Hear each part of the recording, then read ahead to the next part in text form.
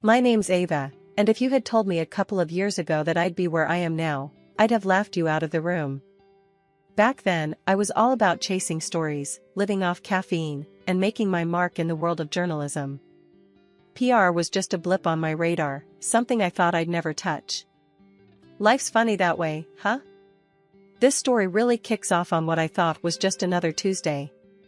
I was in this cozy little cafe downtown, glued to my phone, deep in conversation about some PR campaign that was giving me a headache. The kind of talk where if you're not in the biz, it sounds like I'm speaking another language.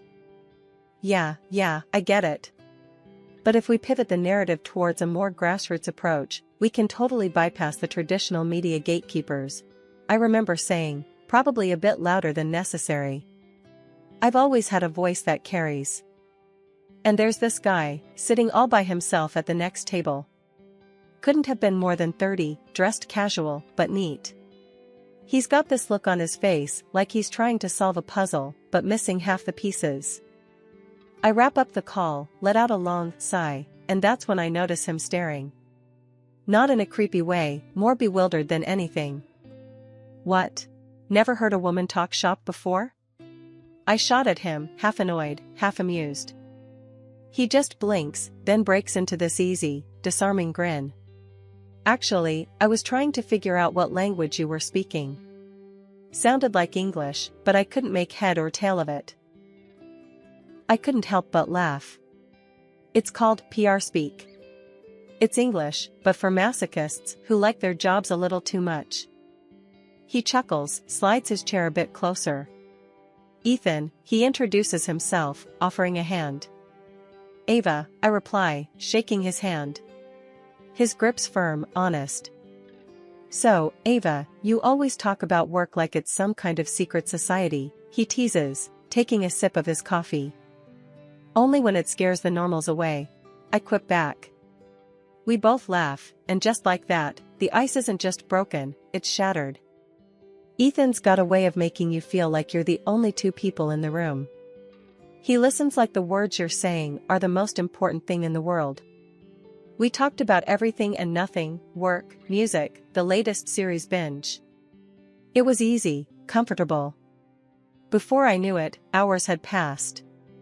He's telling me about his job as a plumbing wholesale manager, which, honestly, I didn't even know was a thing. But he talks about it with this passion, this genuine love for something so mundane. It was refreshing. You actually enjoy talking about pipes and fittings? I ask, raising an eyebrow. As much as you enjoy pivoting narratives, he shoots back, and we're in stitches again. By the time we part ways, it's late. The cafe staff are politely, but pointedly, stacking chairs on tables around us. Ethan scribbles his number on a napkin, slides it across the table. Call me, maybe, he says, a playful challenge in his eyes. Maybe, I mimic, tucking the napkin into my purse. Walking home, I couldn't shake the grin off my face. Little did I know, that random Tuesday in a random cafe would lead me here.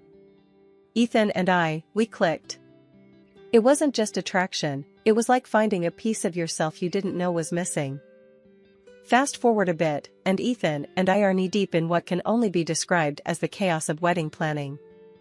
If you've never planned a wedding, let me tell you, it's like trying to juggle cats. And not just any cats, but cats that are on fire and extremely opinionated about floral arrangements and seating charts.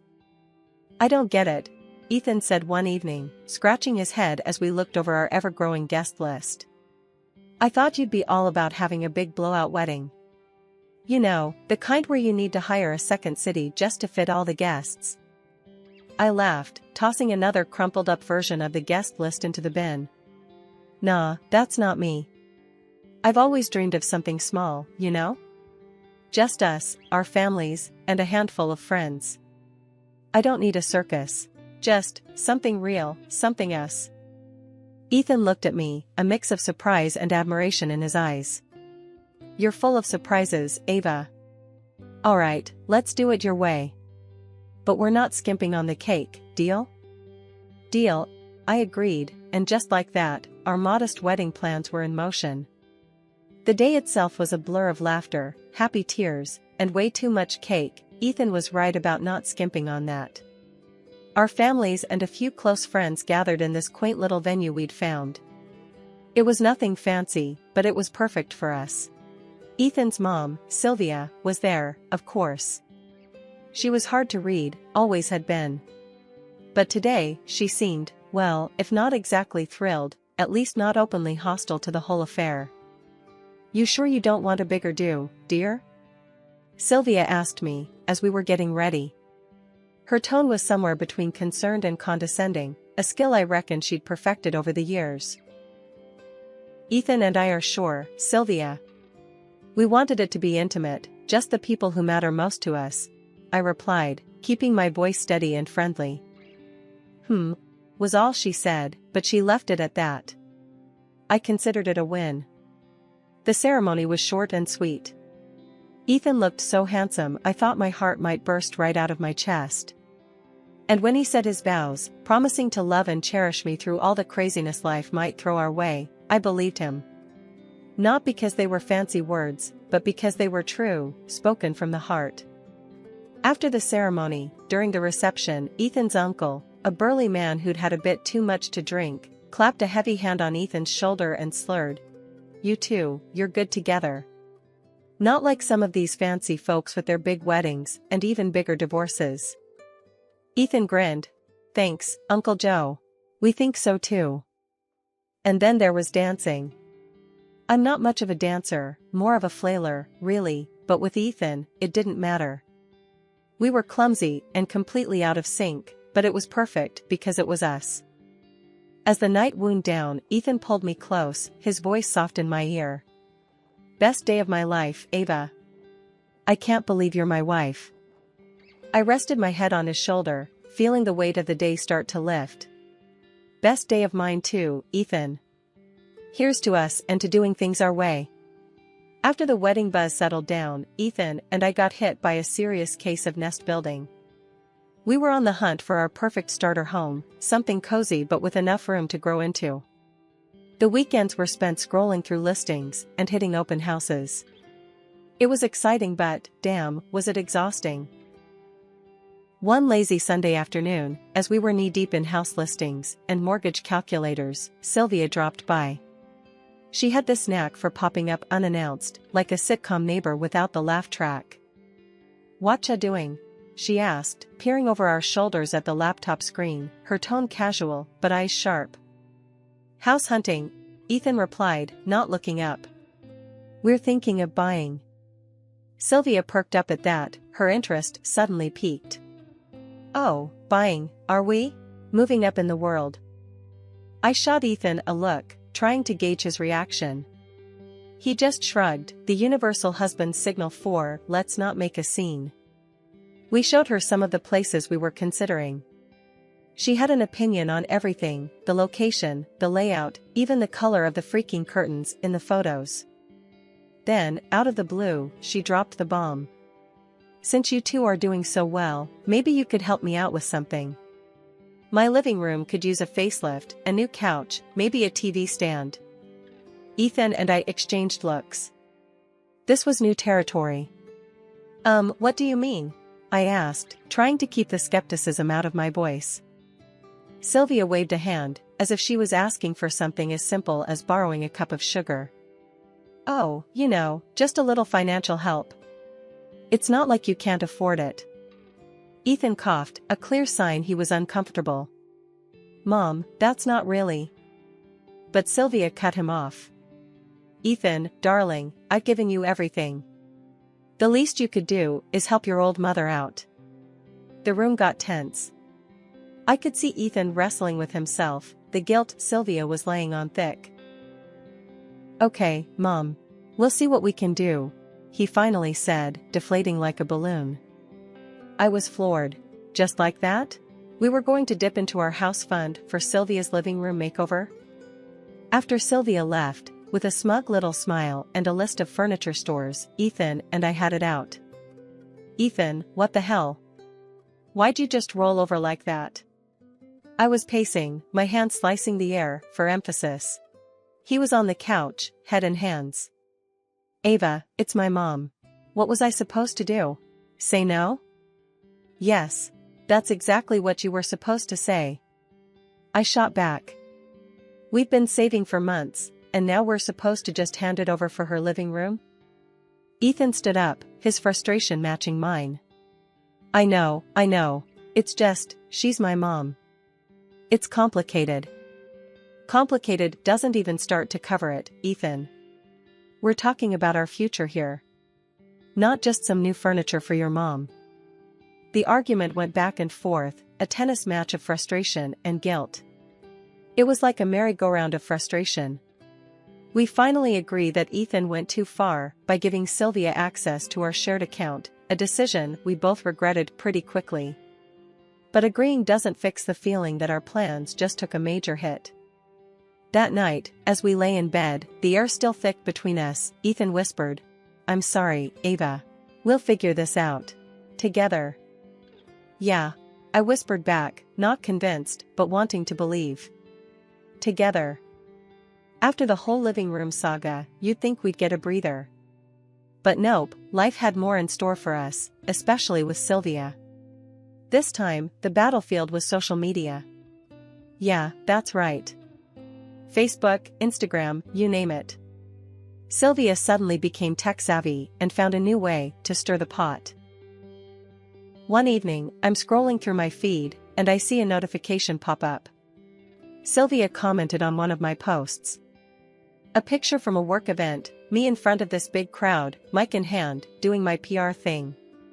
Her comment? Must be nice to travel and eat out all the time while some of us can barely afford a coffee. I stared at the screen, my blood boiling. Ethan! I yelled, not caring that it was past 11 p.m. and he was probably dozing off. He came running, phone in hand, a look of what now, plastered on his face. Look at this. I shoved my phone in his face, pointing at Sylvia's comment. He squinted, read, and then let out a long sigh. Mom's at it again, huh? At it again? She's practically painting me as some sort of millionaire while she plays the poor, neglected mother. It's embarrassing, Ethan. I was pacing now, every word punctuated with a stab of my finger in the air, as if I could physically grab my frustration and fling it out the window. Ethan grabbed my shoulders, forcing me to look at him. Ava, let's just talk to her, okay? Maybe she doesn't realize. Doesn't realize? I snorted, pulling away. She knows exactly what she's doing. This is about that damn living room and Hawaii. I'll call her in the morning, Ethan promised, but we both knew it was a band-aid on a bullet wound. The next day, true to his word, Ethan called Sylvia. I only caught his side of the conversation, but it was enough to paint a pretty clear picture. Mom, you can't post stuff like that. Yes, I get you're joking, but... No, Mom, it looks bad. Ava's upset. Well, maybe think before you post? It went on like that for a good 20 minutes. Ethan, ever the peacemaker, trying to reason with an immovable object. When he finally hung up, he looked like he'd gone 10 rounds with a heavyweight. She'll think about it, he said, but we both knew think about it meant find a new angle to cause drama. And she did. Her next move? Comments turned into direct messages, asking for this and that, hinting about how nice Hawaii looked this time of year. It was like dealing with a social media mob boss. Finally, I had enough. Ethan, this has to stop. It's either your mom or me at this point.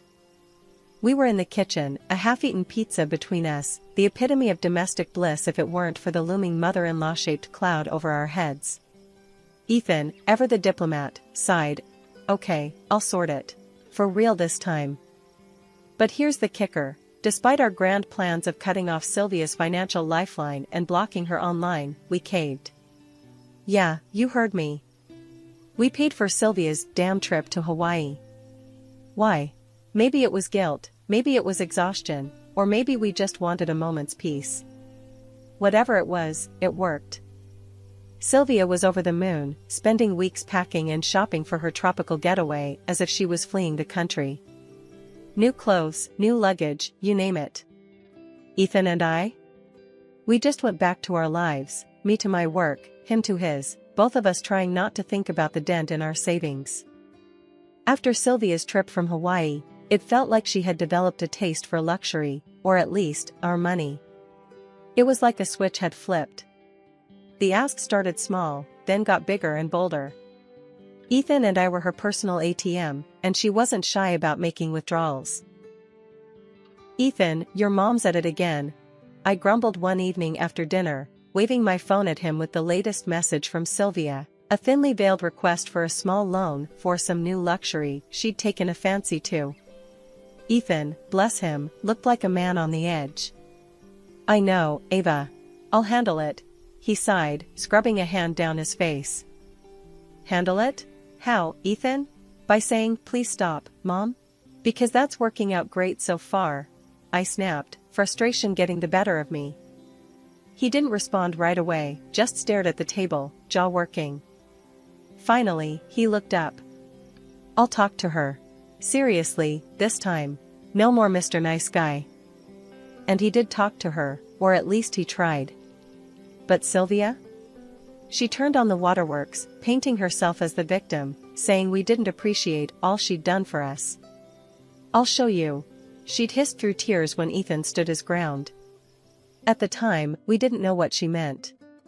We should have paid more attention. Fed up, I blocked her on every social platform I could. Out of sight, out of mind, I thought foolishly. If only it were that simple. The day she showed up at our house, flaunting those car keys, was like a scene from some twisted game show. "Look what I got." Sylvia beamed, as if she'd won an award rather than raided our savings.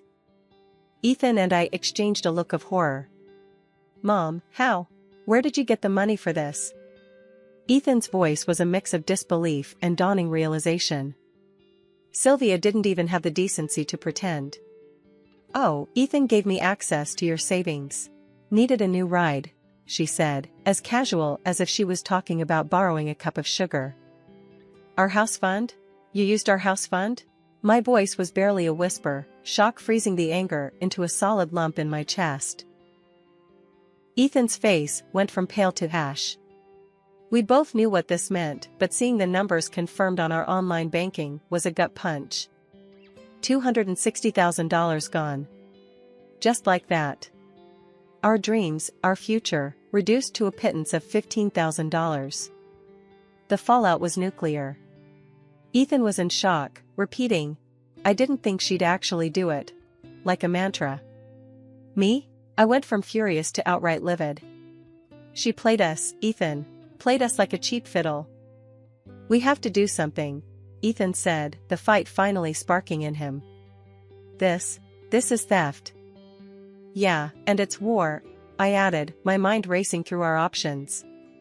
Legal action, cutting ties, confronting Sylvia, it was all on the table now. Ethan nodded, determination replacing the shock. "We'll get it back, Ava. Every penny." When the truth came out that Sylvia had plundered our savings, Ethan was beyond furious, he was incandescent with rage. "Mom, how could you? You've just steamrolled over every line of decency. Your gall it's indescribable." His words were like bullets, aimed straight at her heartlessness. "But Sylvia?" She just cackled, that awful sound that made my skin crawl. "Oh, Ethan, please. Ava's raking it in. You'll fill that house fund up again in no time," she said, dismissing our financial ruin like it was a minor inconvenience. That was the final straw for Ethan. "Out, now. And I'm suing you," he declared, his voice cold enough to freeze hell over. Her laughter at that moment was bitter, filled with scorn. "You wouldn't dare. I'm your mother," she retorted, as if that bond gave her immunity. But Ethan was done playing her games. The second she was out the door, he was on the phone, securing our accounts and pulling together all the paperwork for a lawsuit. Sylvia might have thought it was all a bluff, but the fire in Ethan's eyes said otherwise. When the reality of the lawsuit hit her, Sylvia's reaction was volcanic. She bombarded Ethan's phone with calls, hurling accusations and insults, trying to guilt-trip him into backing down. But Ethan stood firm, cutting off all communication with her. The courtroom drama that unfolded was like something out of a bad TV show. It dragged our family drama into the glaring light of public scrutiny. But Ethan, he held his ground, presenting evidence with unflinching resolve. And when the judge finally made their ruling, it was like a weight was lifted off our shoulders. Sylvia was ordered to repay every single penny she had taken, starting with the flashy car she had bought to flaunt her theft. The fallout for Sylvia was swift and severe. She had to sell off everything, every luxury item she'd bought with our money, to pay us back. It was more than just a financial reckoning, it was a stark lesson in respect and boundaries. She had crossed a line, and now she was paying the price.